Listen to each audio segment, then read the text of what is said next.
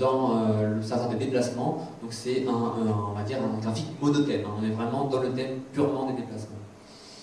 On a après des cartographies qui sont aussi monothèmes. On est vraiment dans le déplacement. Ça répond à un indicateur, mais qu'on va croiser finalement avec des données plus générales. Par exemple, là, ici, un croisement entre desserte de bus, du réseau de bus, et la densité de population. Quand on montre ça finalement à un élu, il est capable de voir que finalement nos gros tronçons de desserte correspondent à peu près, ou même plutôt bien dans ce cas-là, à la densité de population. Tant mieux. Donc voilà, un zoom sur la ville de Poitiers. On a après la cartographie, ou ça peut être du graphique, qui en fait va croiser différents thèmes. Bien sûr, le but pour nous, c'est pas de cloisonner les thèmes. On ne peut pas parler de l'habitat social sans parler de l'habitat, de manière générale, et inversement. C'est-à-dire que vraiment, on a la cartographie qui sont entre différents thèmes. Et le but du jeu, le but du coordonnateur, c'est d'aller voir les différents services, de leur dire, attendez, il y a déjà vos camarades qui sont en train de travailler sur des données sur le logement social, n'allez pas refaire le travail, on a déjà récupéré cette donnée. Donc vraiment, on est une sorte d'aspirateur à données et on les redispatche après dans la collectivité. Un petit travail très rapidement pour vous expliquer comment on en a fait. Donc à partir d'une carte réalisée avec carte de données, on a très rapidement pu faire une carte des revenus fiscaux moyens des ménages en 2005. C'est la donnée la plus récente qu'on peut avoir sur les revenus fiscaux. On a les communes de Poitiers. Bon, avec, pour l'histoire, la commune de Mignalou, vous voyez, très en surbrillance à 45 000 et quelques, qui est la commune la plus riche de Poitou-Charentes. Donc un fort écart entre la ville-centre qui est Poitiers et puis une commune comme Mignalou. Ça a intéressé les services. Les services disent ça, vraiment ce que vous avez fait c'est super, mais nous, ça ne nous suffit pas. Avoir une moyenne, c'est pas suffisant pour nous. Nous, ce qui nous intéresse, c'est d'avoir une structure de population. Savoir si on a vraiment une classe moyenne très étalée, une classe aisée, défavorisée, présente ou non. Donc on a refait un travail avec le service urbanisme. C'est vraiment, excusez-moi, j'aurais dû vous présenter ça aussi, c'est la carte au niveau Poitiers avec un découpage par iris. Donc c'est sur ces cartes-là qu'on va refaire un travail, on va redécouper, on va prendre les quartiers, on va prendre les déciles, et c'est pas extrêmement scientifique, ma foi. On a pris les seuils de revenus, qui sont le PLAI, PLUS, PLS, qui sont en fait les seuils de pauvreté, et on a regardé à partir de quel décile pour chaque quartier on atteint le seuil de pauvreté indiqué en dessous. Et finalement, pour faire très simple, on simplifie les choses. On a plutôt en rouge les classes défavorisées, en vert les favorisées, et puis les classes moyennes qui sont plutôt orange ou jaune. Et on fait une répartition comme ça des quartiers. Pour arriver finalement à une carte qui est la mixité sociale selon les revenus. On parlait de mixité de revenus, pas de mixité sociale en général, des unités de consommation, c'est à peu près les ménages en fait, de Poitiers en 2005. Avec, vous voyez en jaune, la mixité des revenus.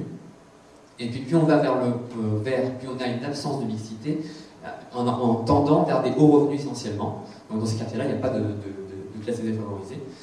Et puis inversement vers le rouge. Donc c'est vraiment pour vous présenter typiquement le travail qui a été fait. On a sorti un chiffre qui avait l'air déjà très intéressant. Et puis finalement, les élus, les autres services ont dit non, mais ça ne suffit pas, on retravaille là-dessus.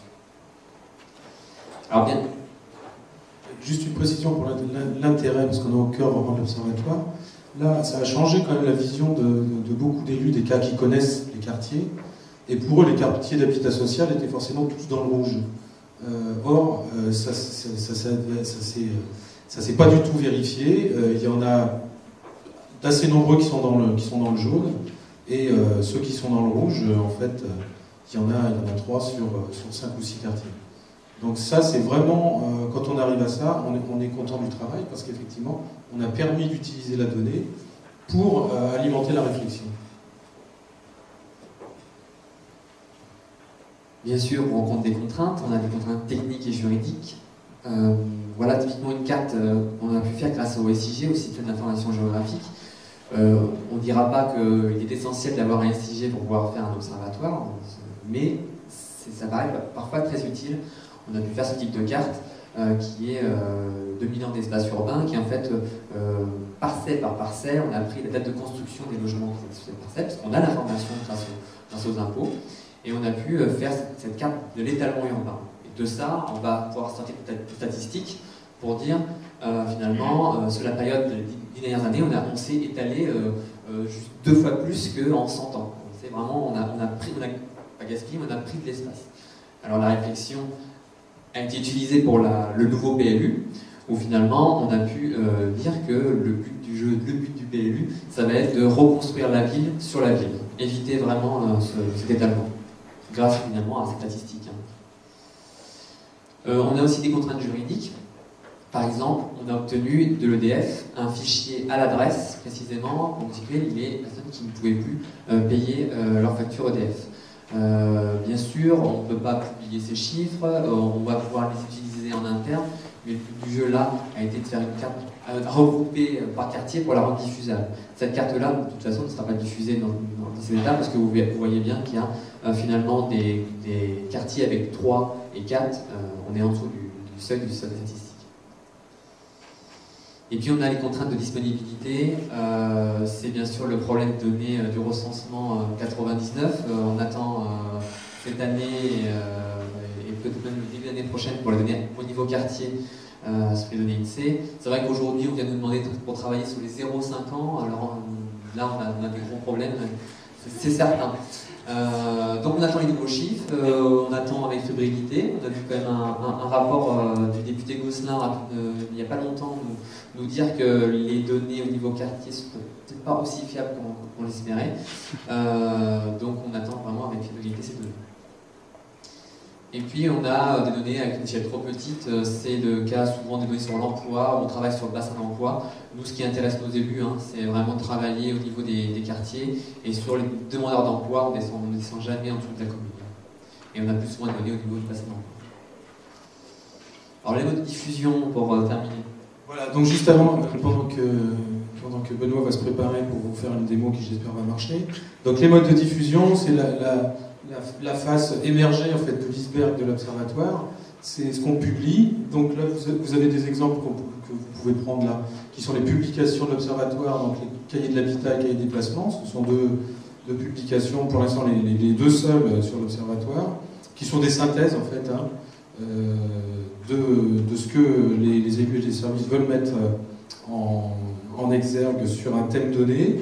Ensuite il y a les productions, une grosse production qui s'appelle le portrait de territoire, qui a été faite en 2008 et qu'on a réalisé en 4 mois. Je pense que sans l'observatoire, on n'aurait pas pu le réaliser en 4 mois, puisque on a fait un gros travail de présentation, mais l'essentiel des données était déjà stockées et présentes dans l'observatoire. Et puis, ce qu'on est en train de faire donc avec la société Arctique, on a pratiquement terminé, donc c'est l'observatoire en mode web. Alors, pour un besoin en intranet pour l'instant, donc via notre intranet, c'est un moyen très simple de présenter chaque observatoire thématique, ici le social. Donc vous avez en haut sur la barre de menu, vous avez les thèmes, voire les sous-thèmes, et ensuite, en descendant, vous avez chaque indicateur avec sa représentation. Alors l'intérêt de cet outil pour nous, c'était que, comme vous l'avez constaté, on a beaucoup de cartographie, on n'a pas que de la carto, on n'a pas que des choses à géolocaliser, on a aussi beaucoup de graphiques, on a aussi des cartes qui proviennent d'un SIG, donc on voudrait nous montrer, mais qu'on ne va pas fabriquer en fait avec l'outil carte et données. Et là, le développement qui a été fait à partir de cartes et données, c'est de permettre d'avoir des cartes, mais d'avoir aussi des graphiques, de mettre du texte avec des liens HTML, voilà, un graphique,